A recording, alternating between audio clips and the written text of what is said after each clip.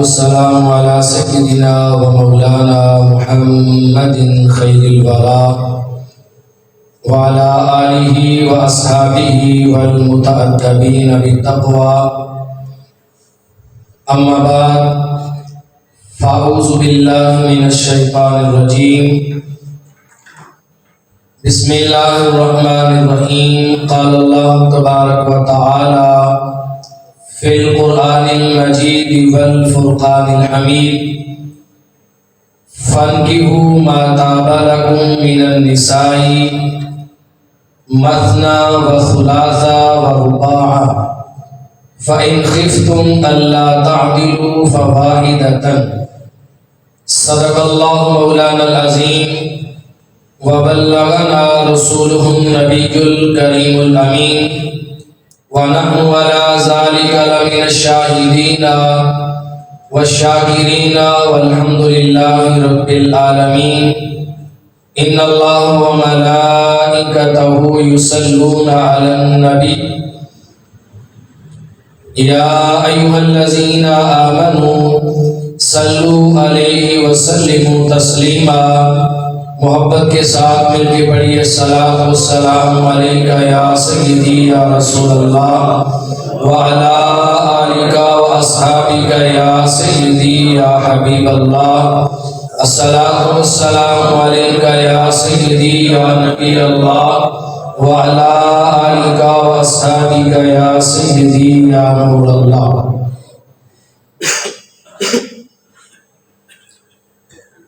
یا صاحب الجمال و یا سید البشر من وجهك المنیر لقد نفر القمر لا يمكن الثناء كما كان حقه.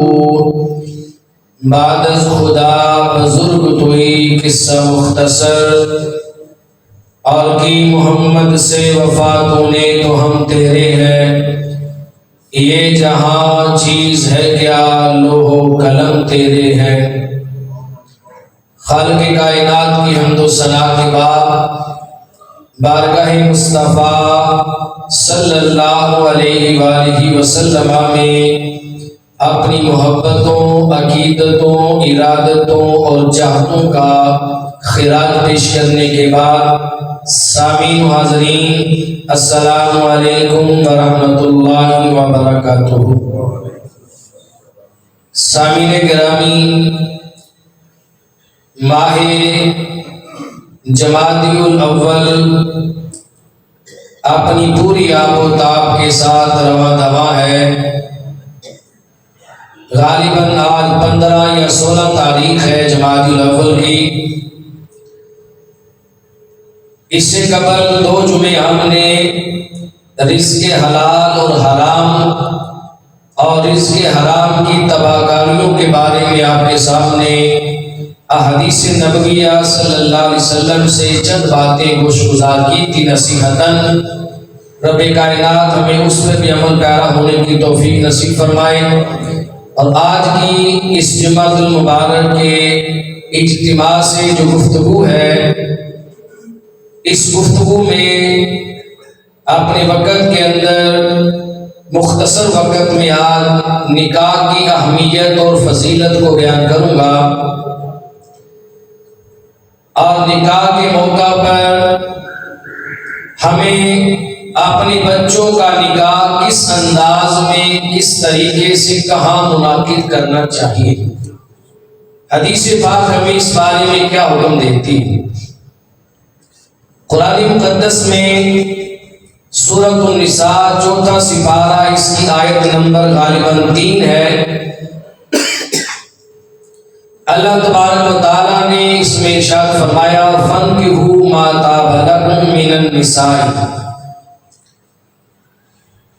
آزاد مردوں سے یہ خطاب ہوا کہ جو عورتیں تمہیں پسند آئیں ان میں سے تم مثنا و ثلاثہ و رباع، تم 2 نکاح کر سکتے ہو، تم 3 نکاح کر سکتے ہو، تم 4 نکاح کر سکتے ہو. جو عورتیں تمہیں پسند آئیں ان میں سے 2، 3 یا 4 اتنے نکاح تم کر سکتے ہو. فَإِنْ خِفْتُمْ أَلَّا تَعْدِلُوا، اور اگر تمہیں خوف ہو کہ 2، 3 یا 4 نکاح کر کے اپنی ازواج میں انصاف نہیں کر پاؤں گا، اپنی ازواج میں عدل نہیں کر پاؤں گا، تو اللہ پاک نے فرمایا فواحدۃ، اس صورت میں تمہارے لیے ایک ہی بیوی جائز ہے، ایک سے زائد کرنا جائز نہیں۔ اس آیت مقدسہ میں رب کائنات نے 3 چیزیں اور 3 حکم بتائے ہیں۔ پہلی چیز جو ہے یہ ان لوگوں کا رد ہے جو نکاح کو فضول سمجھتے ہیں، وہ مشرکین، وہ کفار، وہ منافقین اور آج کے دور کے روشن خیال لوگ جن کے ضمیر مردہ ہو چکے ہیں اور وہ نکاح کو فضول سمجھتے ہیں اور زنا کو اپنے لیے فخر سمجھتے ہیں۔ قرآن مجید میں اس آیت مقدسہ میں پہلی بات رب کائنات نے نکاح کا جواز بیان فرما دیا۔ نکاح کرنا جائز ہے۔ اب جائز کیا ہے؟ رب کائنات نے حکم دے دیا کہ تم نکاح کرو ان عورتوں کے ساتھ جو تمہیں پسند آئے۔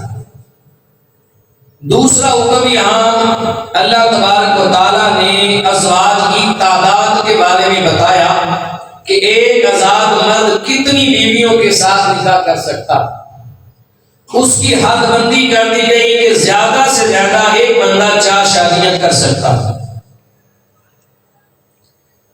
پھر تیسری بات اللہ پاک نے اپنی ازواج اور بیویوں کے درمیان جن کے نکاح ایک سے زائد ہوں ان کے درمیان عدل و انصاف کا حکم دیا کہ عدل و انصاف یہ شرط ہے، اگر ایک سے زائد نکاح کرنا چاہتے ہو تو ایک سے زائد نکاح کرنے میں شرط ہے کہ عدل و انصاف قائم کرنا۔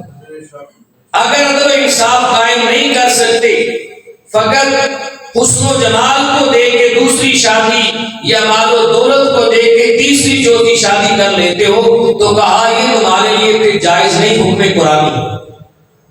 اگر انصاف نہیں کر سکتے تو پھر دوسرا نکاح بھی تمہارے لیے حرام ہے۔ فواحدۃ، میں پھر ایک نکاح کروں، اور اگر عدل کر سکتے ہو، انصاف کر سکتے ہو تو پھر تمہارے لیے ایک سے زائد نکاح کرنا، 2 کرنا، 3 کرنا، 4 کرنا، اس کا حکم تمہیں رب کائنات دیتا ہے اور تمہارا رب اس کی اجازت دے رہا۔ پھر کسی سے پوچھنے کی ضرورت نہیں۔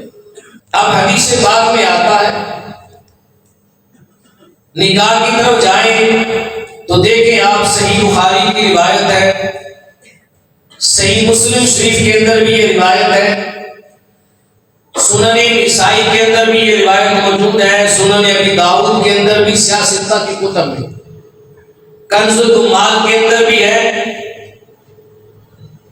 مستدرک الحاکم کے اندر بھی موجود ہے، بہقی میں بھی ہے، ترمذی میں بھی ہے، اور متعدد کتب حدیث میں کتاب النکاح کے اندر یا ابواب النکاح کے اندر یہ بات اور حدیث موجود ہے اور حدیث مشہورہ ہے۔ حضور علیہ السلام نے فرمایا کہ کسی بھی عورت کے ساتھ نکاح جو ہے وہ 4 وجہ سے کیا جاتا ہے۔ 4 سبب ایسے ہیں کسی بھی عورت کے ساتھ نکاح کرنے کے۔ تاجدار کائنات صلی اللہ علیہ وسلم نے اپنی امت کو تعلیم دیتے ہوئے فرمایا کہ 4 سبب میں سے پہلا سبب کیا ہے؟ مالی ہا، یا تو تم کسی خاتون سے نکاح کرتے ہو اس کے مال و جائیداد کی وجہ سے کہ اس کے پاس مال و جائیداد زیادہ ہے۔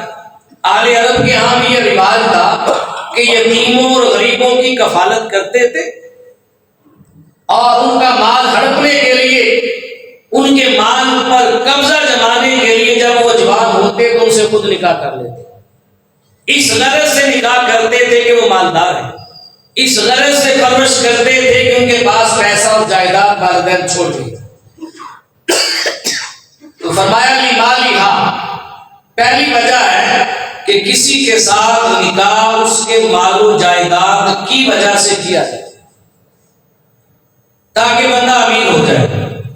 اور دوسرا سبب ہے لجمالہا، فرمایا کسی خاتون سے نکاح یا اس کے حسن و جمال کی وجہ سے کیا جاتا ہے۔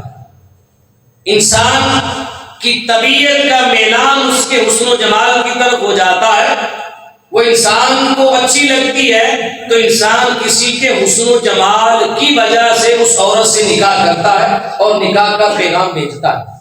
یہ دوسرا سبب ہے نکاح کا۔ فرمایا لحسبھا، یا پھر کسی کا خاندان حسب و نسب اچھا ہے تو اچھا خاندان دیکھنے کے بعد بندہ چاہت کرتا ہے کہ میرا نکاح یا میرے بچے کا نکاح یا بچی کا نکاح اچھے خاندان میں ہو جائے، اچھے خاندان میں ہو جائے اور ہماری عزت بن جائے۔ جیسے دیہاتوں میں کہتے ہیں کہ ہمارے بازو بن گئے، بازو بن جاتے، اچھے خاندان میں نکاح ہو جائے۔ اور چوتھی وجہ میرے آقا صلی اللہ علیہ وسلم نے فرمایا نکاح کی ہے لدینہا، یا نکاح کسی عورت کے ساتھ اس کے دین اور اس کے اخلاق کی وجہ سے کیا جاتا ہے۔ کہا جب تمہارے سامنے کسی کا مال بھی ہو، کسی کا حسن و جمال بھی ہو اور کسی کا حسب اور نسب اور اچھا خاندان بھی ہو تو کامیاب وہ بندہ ہوگا جو نکاح دین کی وجہ سے کرے، مال کی وجہ سے نہیں، حسن و جمال کی وجہ سے نہیں، حسب و نسب کی وجہ سے نہیں، کہا جس نے دین کی وجہ سے نکاح کیا، دیکھا اس کا دین ہے، یہ دیندار ہے اور اخلاق اچھا ہے، جس نے دین کی وجہ سے نکاح کیا، فرمایا وہ کامیاب ہو گیا۔ کیا ہو گیا؟ کامیاب ہو گیا۔ اور ایک روایت میں یہ بھی ہے جس بندے نے مال دے کر نکاح کر لیا وہ بندہ برباد ہو گیا، وہ بندہ برباد ہو گیا، اس لیے کہ مال انسان کو ہلاک کر دیتا ہے۔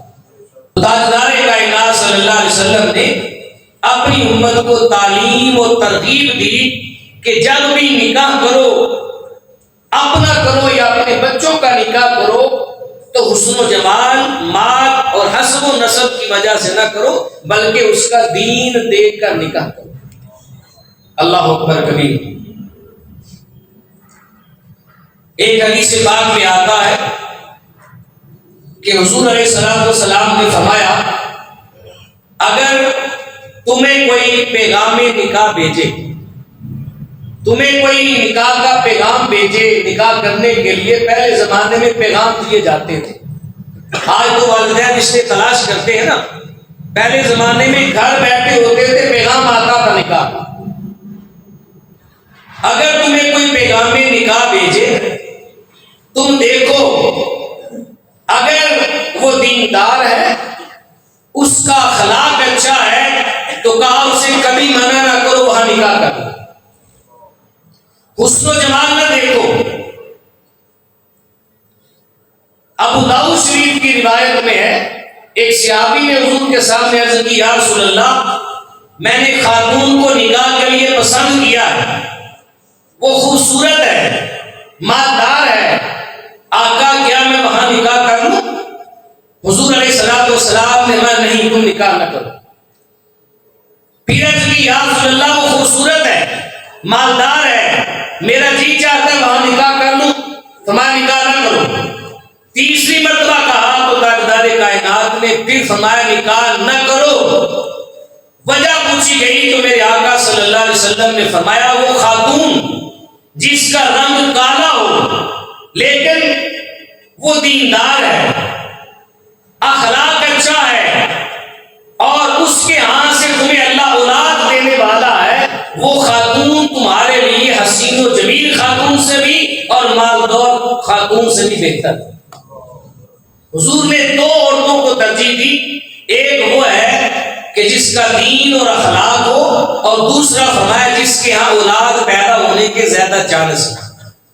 جس خاندان میں عورتوں کے ہاں اولاد زیادہ پیدا ہوتی ہے کہا وہاں نکاح کرو، کل قیامت کے دن میں اپنی امت کی کثرت پہ باقی انبیاء علیہ السلام میں فخر کروں گا۔ تمہارے نکاح کی وجہ سے میری امت زیادہ ہوگی، اولاد زیادہ ہوگی، تو قیامت کے دن میں اپنی امت پر، اپنی امت کی کثرت پر باقی انبیاء کے سامنے کھڑا ہو کے فخر کروں گا کہ میری امت سب سے زیادہ ہے۔ قیامت کے دن 120 صفیں ہوں گی محشر کے میدان میں، اور حضور بعد جگہ 100 صفیں بھی آئی ہیں۔ حضور علیہ السلام نے فرمایا 80 صفیں فقط میرے امتیوں کی ہوں گی، 80 صفیں صرف میری امت کی ہوں گی، میری امت اتنی زیادہ کثیر ہوگی۔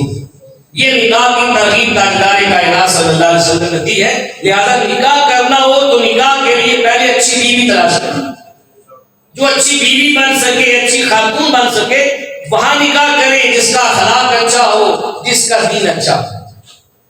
مال و جائیداد کو دیکھ کر نکاح نہ کریں، چند روز کی زندگی ہے، گزر جائے۔ یہ کہ جس عورت کے ساتھ تم نکاح کر رہے ہو وہ صرف تمہاری بیوی نہیں بنے گی، بلکہ کل وہ تمہارے بچوں کی ماں بھی بنے گی۔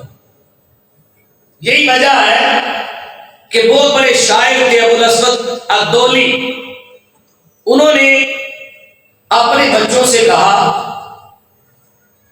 میرے بچوں، میرے بیٹوں، میں نے تم پر 2 احسان کیے ہیں۔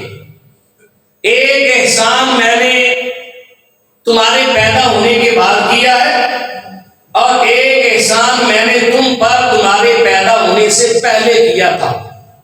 بچے حیران ہو گئے، والد سے سوال کیا، ابا جان ہمارے پیدا ہونے کے بعد آپ نے ہماری پرورش کی ہے، یہ تو سمجھ آتا ہے کہ آپ نے ہم پر احسان کیا ہے، لیکن یہ بتائیں کہ ہمارے پیدا ہونے سے پہلے آپ نے ہم پر کون سا احسان کیا ہے؟ جب ہم تھے ہی نہیں تو احسان کیسا؟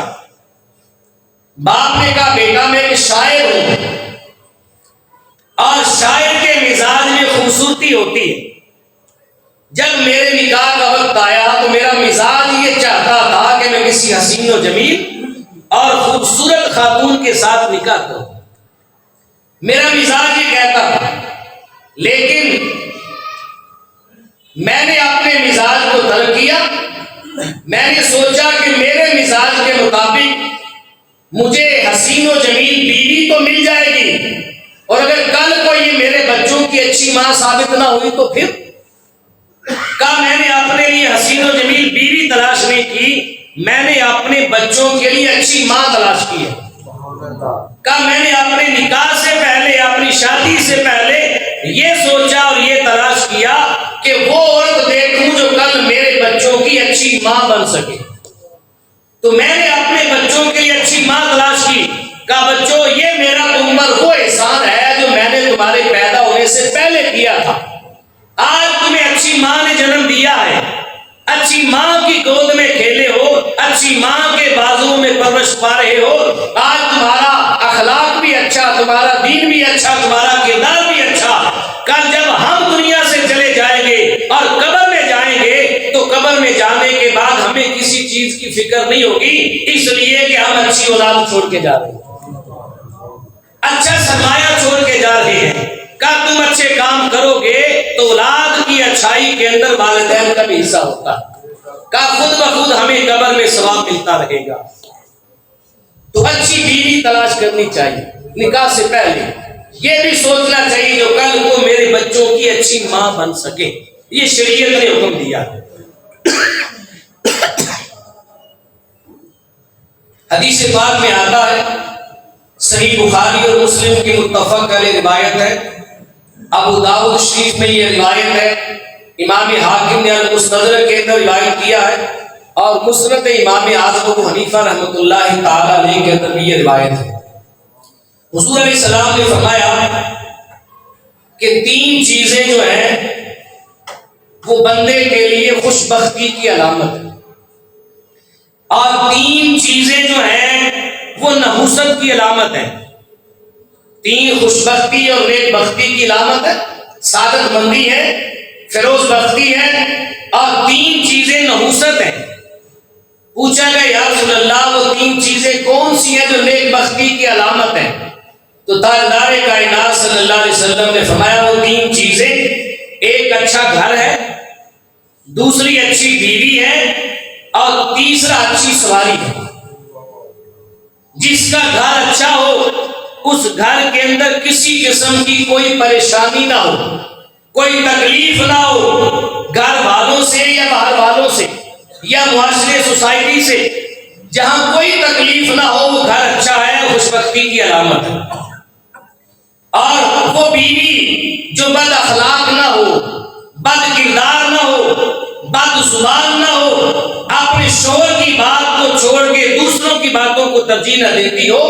اگر شوہر اپنی بیوی کے بارے میں قسم اٹھائے تو بیوی اپنے شوہر کی قسم کو پورا کر دے۔ شوہر اپنی بیوی کی طرف مسکرا کے دیکھے تو بیوی شوہر کو خوش کر دے۔ اگر شوہر گھر سے باہر جاتا ہے تو بیوی گھر سے باہر جانے کے بعد اپنی عصمت کی بھی، شوہر کے گھر کی بھی اور اس کے مال و جائیداد کی بھی صحیح معنوں میں محافظ بن جائے گا۔ وہ بیوی اچھی بیوی ہے، اچھی بیوی ہے۔ اچھی بیوی جسے مل جائے گا اس بندے کے لیے خوش بختی اور نیک بختی کی علامت ہے۔ تیسرا فرمایا جس کی سواری اچھی ہو، جس کی سواری اچھی ہو، اگر سواری سے تکلیف نہیں ہوتی، سواری جو ہے اس کو پریشان نہیں کرتی، تو اچھی سواری کے اندر بھی خوش بختی کی علامت ہے۔ یہ تین چیزیں ہیں جو انسان کے لیے خوش بختی اور نیک بختی کی علامت ہے۔ پھر فرمایا چیزوں میں انسان کے لیے نحوست ہے۔ پوچھا گیا یا رسول اللہ وہ کون سی چیزیں ہیں؟ تو میرے مصطفیٰ صلی اللہ علیہ وسلم نے یہی تین چیزیں بیان فرمائی۔ کہا گھر، بیوی اور سواری، ان تین چیزوں میں نحوست ہے۔ عرض کی آقا کیسے؟ کہا اگر گھر تنگ ہے، وہاں سانس گھٹتا ہے، تب بھی نحوست ہے۔ اگر اس گھر کے ہمسائے اور پڑوسی برے ہیں، تکلیف ملتی ہے، پریشانی رہتی ہے، تب بھی نحوست ہے۔ اور اگر اس گھر کے اندر اذان کی آواز نہیں آتی، وہ گھر اللہ کے گھر سے آنے والی ندا اور 5 وقت آنے والی صدا اور پکار کو نہیں سن پاتا، اس سے محروم ہے، تو بندے کے لیے نحوست ہے۔ آج سوسائٹیوں میں، معاشروں میں کئی بندوں کو ایسوں کو میں جانتا ہوں جو بندے کہتے ہیں گھر وہاں بنانا ہے جہاں مسجد کی آواز قریب نہ آئے، اس سے ہمیں تکلیف ہوتی ہے۔ تاجدار کائنات کی حدیث کیا بتا رہی ہے؟ وہ گھر نحوست ہے۔ جب بھی کہیں پر اپنا گھر بنائے تو دیکھیں پاس کوئی مسجد ہے کہ نہیں۔ ہر وقت آپ کو وہاں سے آوازیں آتی رہے، صدائیں آتی رہے، کبھی نہ کبھی تو دل جاگ جائے گا۔ کل قیامت کے دن مسجدیں بھی رب کی بارگاہ میں شفاعت کریں گی، یاد رکھنا۔ قرآن بھی شفاعت کرے گا، مسجد بھی شفاعت کرے گی۔ مسجد بھی کہے گی مولا اس بندے نے یہاں پر سجدہ کیا تھا، میں گواہی دیتی ہوں۔ اللہ اکبر کبیرہ۔ گھر تنگ ہے، ہمسائے برے ہیں، یا اذان کی آواز نہیں آتی وہاں تک، اور بھی معاملات ہو سکتے ہیں، پھر گھر میں نحوست۔ اپنا گھر بدلے، گھر چینج کرے، یا ان حوصلوں کو ختم کرنے کی کوشش کرے۔ دوسری چیز حضور نے فرمایا سواری، اگر سواری اچھی نہیں ہے، تکلیف دہ ہے، تو بری سواری جو ہے وہ نحوست ہے۔ سواری سرکش ہو جائے وہ نحوست ہے۔ اور تیسری چیز حضور نے فرمایا بیوی، جس شخص کی بیوی بد اخلاق ہے، بد کردار ہے، بد زبان ہے، اپنے شوہر کی عصمت کی حفاظت نہیں کرتی، اس کے مال کی حفاظت نہیں کرتی، ہر بات پہ اپنے شوہر کو جواب دیتی ہے، تو کہا وہ بیوی بھی اس گھر کے لیے نحوست ہے۔ اور بیوی کے ساتھ حضور نے یہ بھی فرمایا وہ بیوی جو باندھ ہو جائے، جس کے ہاں سے اولاد نہ ہو، یہ بھی حدیث میں الفاظ ہے، اولاد نہ ہو، شادی کرنا حضور نے اس کا ایک سبب یہ بیان فرمایا تاکہ اولاد ہو، اور قیامت کے دن میں اپنی امت کی کثرت پر باقی انبیاء میں فخر کروں۔ ایک سبب یہ ہے اگر اولاد نہیں ہوتی تو فرمایا ایسی بیوی کی نحوست بنتی۔ یہ تین چیزیں حضور علیہ السلام نے بدبختی اور نحوست کی علامت بیان فرمائی۔ حضرت انس بن مالک رضی اللہ تعالیٰ عنہ فرماتے ہیں، صحیح بخاری کی روایت ہے، امام حاکم نے المستدرک کے اندر روایت کیا ہے، میں 3 بندے حضور علیہ السلام کے کاشانہ نبوت کے باہر آئے، اس وقت لوگ جب حضور علیہ السلام موجود نہیں ہوتے تھے، حضور علیہ السلام کی جو ازواج مطہرات ہیں وہ ہماری مائیں ہیں، مومنوں کی مائیں ہیں، اور ماں سے اولاد کوئی بھی سوال پوچھ سکتی ہے۔ آپ کی ازواج مطہرات کے حجرے بنے ہوئے تھے، پردے لٹکے ہوتے تھے، سائل پردے کے باہر کھڑا ہو کے کوئی سوال پوچھنا چاہتا تو اجازت ہوتی، ماں سے سوال کیا جاتا۔ ازواج مطہرات کے حجروں کے باہر آ کر 3 شخصوں نے سوال کیا کہ حضور علیہ السلام جب گھر میں آتے ہیں تو رات کو حضور کی عبادت کا معمول کیا ہوتا ہے، کیسے عبادت کرتے ہیں؟ ازواج مطہرات نے حضور کی عبادت کا معمول بتایا، کس ٹائم اٹھتے ہیں، کیسے عبادت کرتے ہیں، تہجد کے لیے اس سے پہلے سارا بتایا۔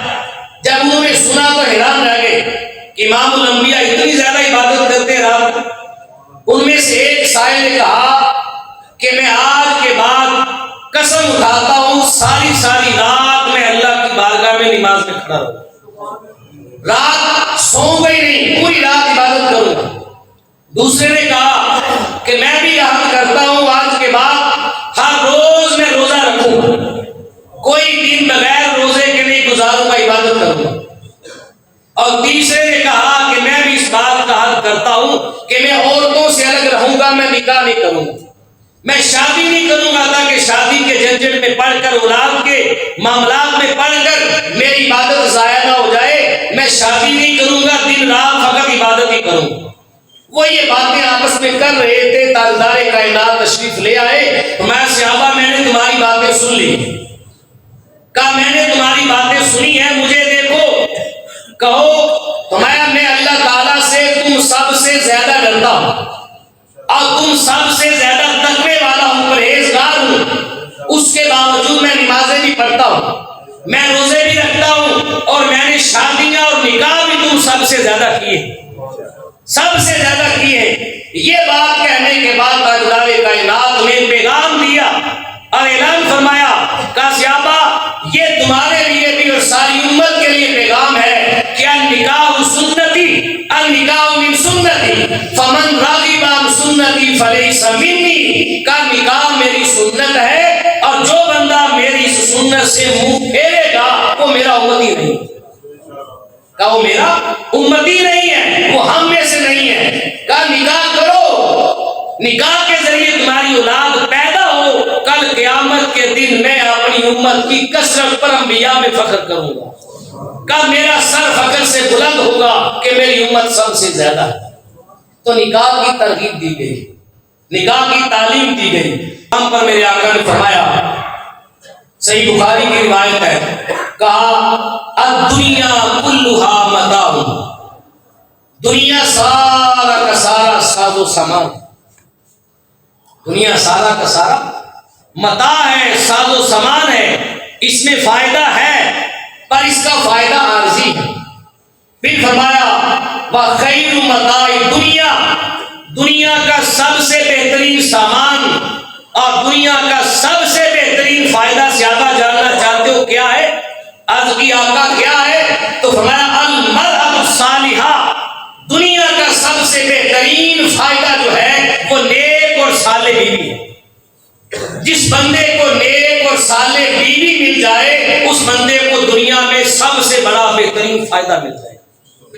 اس لیے جب بھی کہیں بھی اپنی بچے اور بچیوں کے نکاح کا انتخاب کرو تو یہ انتخاب نہ کرو کہ بچہ ملک سے باہر رہتا ہے، جائیداد زیادہ ہے، مال زیادہ ہے، حسن و جمال زیادہ ہے، حسب و نسب زیادہ ہے، گھر اچھا ہے، بلکہ دیکھو اخلاق کتنا ہے، دین کیسا ہے۔ اگر دیندار ہے، اگر اخلاق والا ہے اور اخلاق والی ہے تو حضور فرماتے کبھی بھی وہاں پر پیغام نکاح میں دیر نہ کرو، فوراً وہاں پر نکاح کے لیے رضامند ہو جائے۔ اب آخری بات کہنا چاہتا نکاح کے بارے میں، حضور علیہ السلام نے فرمایا، حدیث پاک ہے، اس حدیث پاک کو اپنے پلے باندھو، فرمایا عالم حاضر نکاح وجعلوہ فی المساجد، عالم حاضر نکاح وجعلوہ فی المساجد، کہا تم نکاح کا اعلان کرو، نکاح کرو، اور نکاح کہاں کرنا ہے؟ کہا نکاح مساجد کے اندر کرو، نکاح مساجد کے اندر نکاح کرو۔ بہترین نکاح جو مسجد میں کیا جائے وہ ہے، جو جمعے کے دن کیا جائے وہ ہے۔ افقان محدثین نے اس کے مستحبات لکھے ہیں کہ نکاح کے لیے پہلی بات مستحب اور اچھی یہ ہے کہ نکاح کا اعلان کیا جائے، چھپ کے نکاح نہ کیا جائے۔ جب سب کے سامنے ہوگا تو نکاح کا اعلان خود بخود ہو جائے۔ دوسری بات کہی کہ نکاح مساجد کے اندر کیا جائے، نکاح مسجدوں میں کیا جائے۔ آپ آج بھی اپنے معاشرے میں سوسائٹی سے باہر نکل کے دیکھیں، یہودی اور عیسائی آج بھی اپنے گرجا گھروں کے اندر نکاح منعقد کرتے ہیں۔ ان کے نکاح باہر نہیں ہوتے، نکاح اپنے گرجوں میں کیے جاتے ہیں، اپنے پادریوں کے پاس آتے ہیں، ان سے دعائیں لیتے ہوئے بچوں بچیوں کو رخصت کرتے ہیں۔ نکاح ایک بابرکت تقریب کا نام ہے، تاجدار کائنات کی سنت ہے۔ نکاح ایک عبادت کا نام ہے، نکاح ایک ایسے رشتے کا نام ہے جس کے بعد شوہر اور بیوی دونوں کی زندگی اور زندگی کی گاڑی ہموار ہو کر اچھے طریقے سے چل پڑتی ہے، وہاں پر کوتاہی اور گناہ کا شائبہ ختم ہو جاتا۔ نکاح انسان کو برائی سے بچاتا ہے، زنا سے بچاتا ہے، بری نظر سے بچاتا ہے، اور نکاح کے ذریعے رب کائنات انسان کو رزق بھی عطا کرتا ہے۔ یہ بھی حدیث پاک ہے۔ ایک روایت میں تاجدار کائنات نے کہا نکاح جو ہے انسان کا آدھا دین مکمل کر دیتا ہے، باقی آدھے دین کے لیے تم رب تعالیٰ سے ڈرو اور باقی اپنا آدھا بھی مکمل کرو۔ کے لیے ایک اعلان ضروری ہے، دوسرا مسجد میں نکاح کیا جائے۔ آج مساجد میں نکاح نہیں ہوتے، مسجدوں سے باہر نکل گئے، اور اتنا باہر نکل گئے کہ کوئی ایک علامت اور کوئی ایک چیز کی ہماری ایسی نہیں رہ گئی کہ جو ہم کہیں اس میں نکاح والی چیزیں۔ نکاح جو ہوتا ہے، جب نکاح خان نکاح پڑھاتا ہے، لوگ جمع ہوتے ہیں، نکاح ہو جاتا ہے تو بعد میں کہا جاتا ہے بھی دعا کریں، سارے دعا کے لیے ہاتھ اٹھا دیں۔ آپ مجھے اپنے ایمان سے ہر بندہ اپنے دل میں جھانک کر بتائے، آج کل شادی حالوں میں جو نکاح منعقد ہوتے ہیں، کیا وہاں دعا کا ماحول ہوتا ہے؟ وہاں دعا کا ماحول ہوتا ہے؟ نہیں ہوتا۔ کوئی سگریٹ پی رہا ہے، کوئی پان کھا رہا ہے، کوئی ناچ رہا ہے، کوئی میوزک کے مزے لے رہا ہے، کوئی گا رہا ہے۔ ارے دعا لینی ہے تو کسی کی زبان سے استغفار نکلے، کسی کی زبان پہ درود پاک ہو، کسی کی آنکھیں اشکبار ہو، کسی کی توجہ مولا کی طرف ہو، کسی کے ہاتھ پھیلے ہو، کسی کی جولی اٹھی ہو۔ آج ایک نئے رشتے کا آغاز ہونے جا رہا ہے، بنیاد رکھی گئی ہے، اگر بنیاد ہی غلط رکھ دی گئی تو دعائیں اثر نہیں کریں گی، یاد رکھیں۔ اس وقت ایسا ماحول بنایا جائے کہ دعا کا ماحول بن جائے، دعا لی جائے، اور پھر دعا بھی ایسی نکلے کہ باری تعالیٰ جیسی برکتیں تو نے تاجدار کائنات اور اما عائشہ صدیقہ رضی اللہ تعالیٰ عنہ کے رشتہ نکاح میں جیسی برکتیں ڈالی، ایسی برکتیں اس نکاح میں بھی ڈال، جیسی برکتیں نکاح سے مولا کائنات اور سیدہ فاطمہ الزہرا کو عطا کی ہیں، ایسی برکتیں ان کو بھی عطا کر، پھر دعائیں اثر کریں گی۔ خالی ہاتھ اٹھا لینے سے برکت نہیں ہوتی، دعا کے لیے ماحول بنانا پڑتا ہے، ماحول بنائے۔ مساجد کے اندر نکاح کا انعقاد کیا جانا چاہیے، مساجد کے اندر، مساجد میں نکاح کا جب انعقاد ہوگا تو ایک بڑی خرابی یہ بھی دور ہو جائے گی، پھر ہمارے جو بے جا اخراجات ہیں، فضول اخراجات اپنے اوپر جو بوجھ بنے ہیں وہ ختم ہو جائے گا، مساجد سے محبت ہو جائے گی۔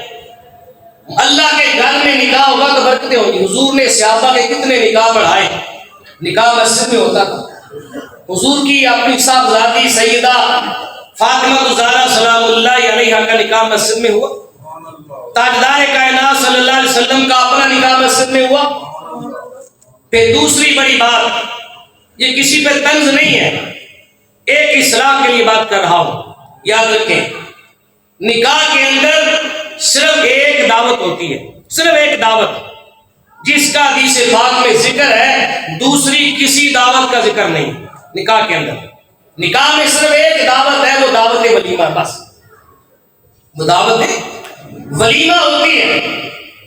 جس ماں باپ نے اپنی بیٹی پیش کر دی، بیٹی دے دی، اب وہ تمہیں بریانی بھی کھلائے، تمہیں مرغ بھی کھلائے، تمہیں پلاؤ بھی کھلائے، ان پہ یہ بوجھ ڈالا جاتا۔ حکم ہے کہ مساجد کے اندر نکاح ہو، چند افراد آئے، نکاح ہو جائے، جو چند افراد لڑکے کی جانب سے ہیں، گھر میں کھانا کھائیں اور چلے جائیں۔ اگلے دن ولیمے کی دعوت عام کر دی جائے، جس کو چاہو بلاؤ۔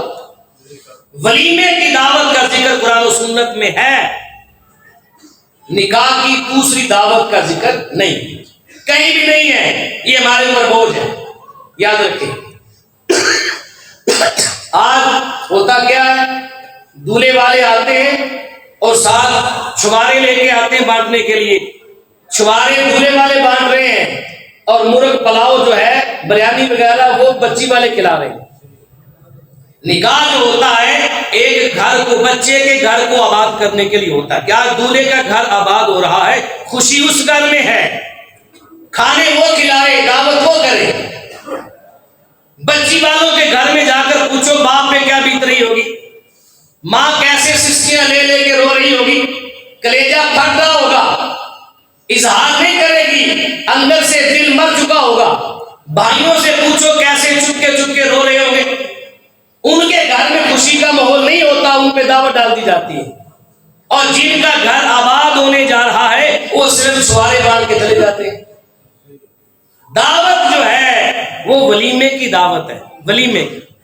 یہ آج ہم نے خرافات اپنی طرف سے گڑھ لی، جس وجہ سے ہمارے کندھوں پہ بوجھ بڑھتے چلے گئے، بہت بڑھتے چلے گئے۔ اللہ پاک ہمیں ان چیزوں سے بچائے اور اصل دین کی طرف اللہ پاک میں پلٹنے کی توفیق نصیب فرمائے۔ یہ باتیں ہمارے معاشرے میں اکثر بتائی نہیں جاتی، اس لیے جب ہم سنتے ہیں تو ہمارے کان کھڑے ہو جاتے ہیں، ہم کہتے ہیں یہ نئی بات کہاں سے بتا دی گئی، یہ تو ہم نے کبھی سنی نہیں، لہذا یہ دین نہیں ہو سکتا۔ اتنی ساری دنیا یہ کر رہی ہے، گناہ کر رہی ہے؟ نہیں، گناہ نہیں ہے، اس کے اندر بہت سارے گناہ شامل کر لیے گئے ہیں جو آپ سب جانتے ہیں، کہنے کی ضرورت نہیں، سمجھدار بندہ جانتا۔